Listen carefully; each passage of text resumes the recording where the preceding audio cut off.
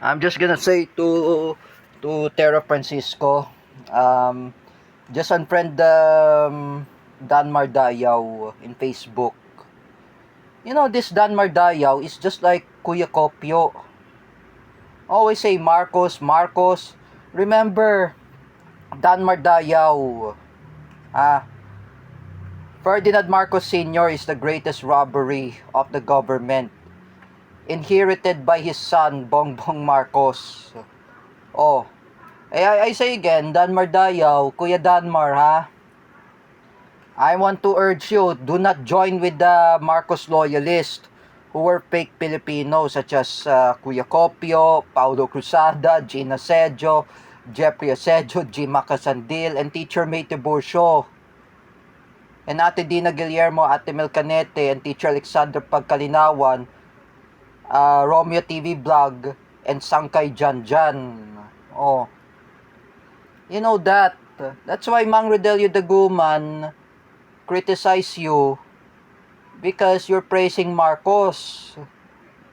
Oh, remember that, Danmar. Just like I said to you, remember what I'm saying? The people are there are against Marcos. People are there are anti-Marcos. They have freedom of expression. And here's the one thing to Sangkay Janjan, ha?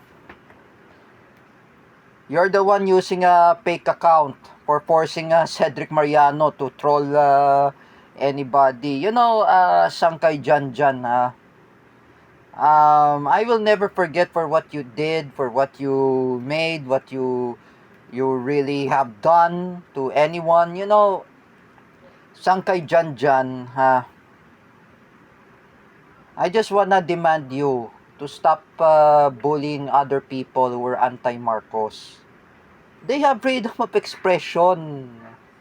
Do not bully anybody, even Mang Rodelio Daguman, Mrs. Annie Gill, and even anybody. What if you try to bully Roylan Marlang?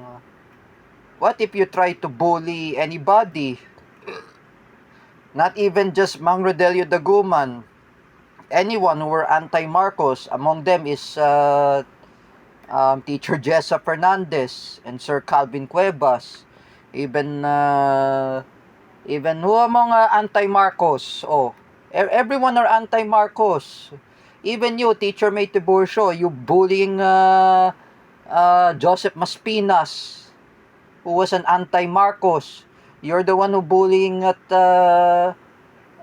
him that he has his own freedom of expression. Not even just that. Even this Paulo Cruzada is trying to bully Joseph Maspinas. He says about sex bomb or sexual harassment, and someone who put a picture of editing the picture of Teacher Lara, even the picture of Shania Kiana in the naked. You know, Paulo Cruzada, you have to stop spreading with your with your scandal. Do you really want to be happen last 2020 to Rodelio Daguman that he was being spreaded the scandal last pandemic? But Mang Rodelio Daguman apologized his mistake, and I forgive him for what he did scandal. You, uh, Paulo Cruzada, you need to apologize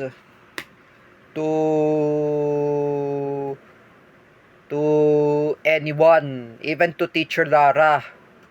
I know you're a Marcos loyalist wannabe. I know you are a pedophile. You want to spread the scandal. You know, Paulo Cruzada, don't do that to Teacher Lara. If Teacher Lara is anti-Marcos, that was a friend of Sir Paulo Cua or a friend of Teacher Gio Malana, respect her opinion.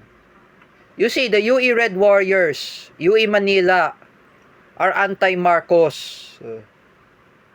UP Diliman, I mentioned, by Luis Cabales, anti-Marcos. Ateneo de Manila, anti-Marcos. That was School of Matthew Timbal.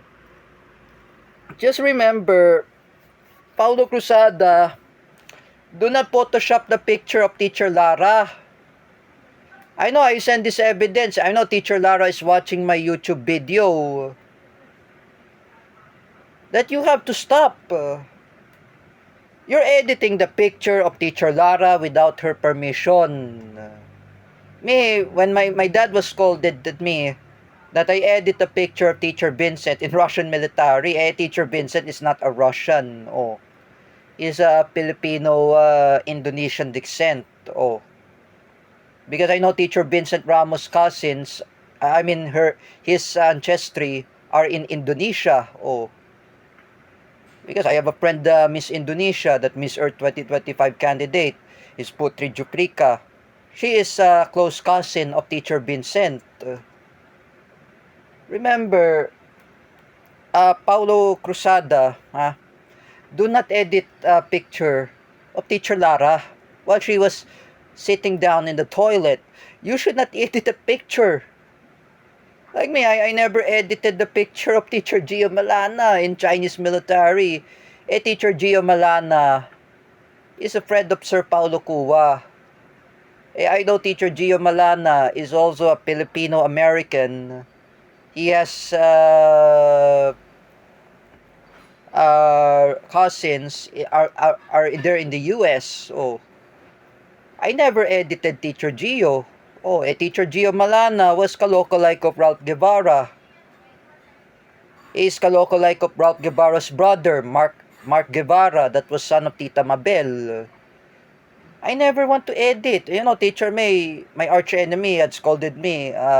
Don't do that to Teacher Gio Malana. You should not edit his picture.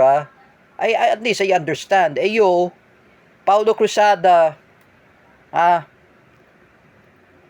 you need to apologize to Teacher Lara. You should be ashamed of yourself. You don't even know that your parents are scolding at you. You don't even know what you're doing. Mrs. Marion Cruzada and Mr. Kulas Cruzada, discipline your idiot son. He's really an asshole. What would he say about what he say about to Teacher Lara? What he said in Tagalog, magkikissing scenes kami, magalikan tayo sa what's that? Sa banyo or CR, what's the word? And it's really offended to Teacher Lara. Like I say again, Paulo Cruzada, Teacher Lara, she doesn't really know you. Sir Paulo Cuva was right. Like I say to you,